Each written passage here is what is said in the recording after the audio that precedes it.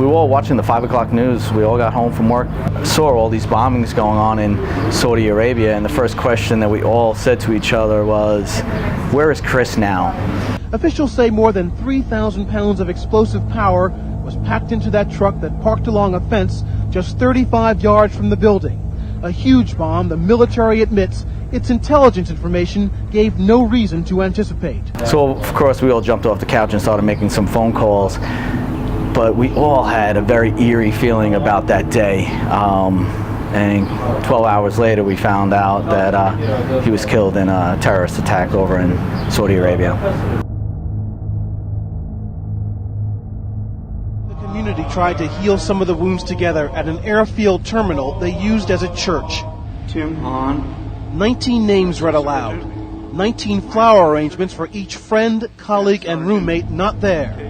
Lieutenant Colonel Thomas Slater's roommate was Captain Chris Adams. I dug for him in the rubble. I heard something. I tried. What I heard was his life flowing out. I tried to stop it. I couldn't.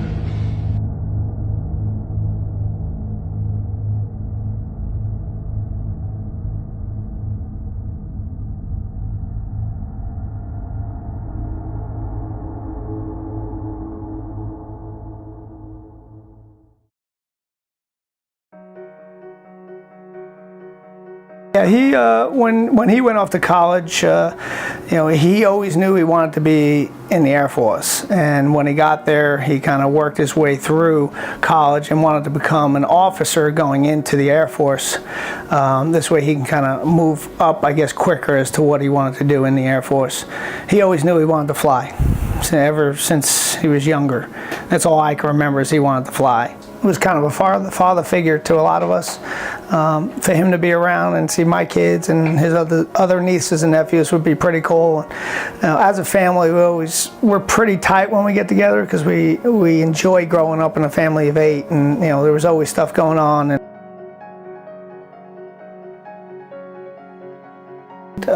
it wasn't fair, but at the same time, we knew this is what he loved doing, and he was protecting us at the end of the day. Some of us are still dealing with it. It's still hard to this day. I look at him, he's right here. I have a poster here with his, him on it, and every day I look at it, and every day I look in the sky, I look at him and I see him, and it's, he's there. He's there every day for us. But we're still struggling. It's good memories of him, so. How do we cope with my brother's death? I think the siblings coped with it okay, as best one could. It was a tragedy to see what my mom went through. Major depression, difficulties in even chatting with all her other siblings, her sons and daughters. Every year we'd get together for a family reunion, and we always remember him during that family reunion, and always raise a glass. It's usually wild turkey, but we all have a couple of shots, and we often think about him throughout the year. But his birthday, the family reunion, always big times in which we reminisce about him, his time, where he would be in life, where would our relationships be throughout the years. So we think about him often, but Outer Banks is a huge time for our family to remember all the family members that we've lost through the years.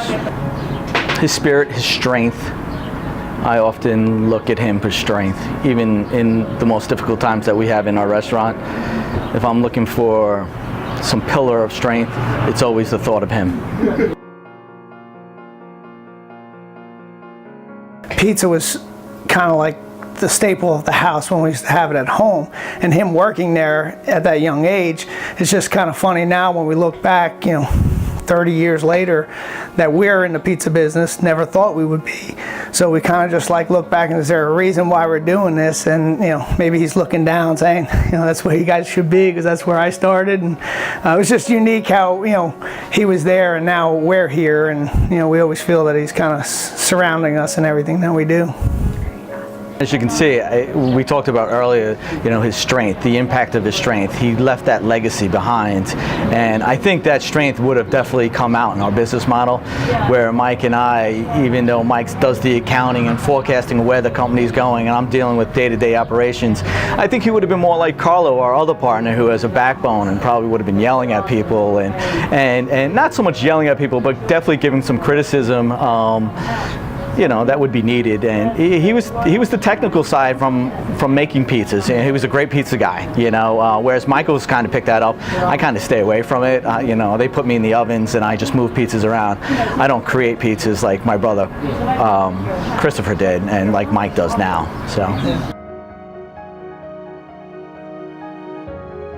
In high school, he said he was always good at sports, and he played baseball and football, but baseball was his passion. He ended up playing baseball in college, and when he passed away, the school recognized him in several different ways, but one was to retire his jersey, and that jersey is the one that's hanging up in our original Hawthorne's location.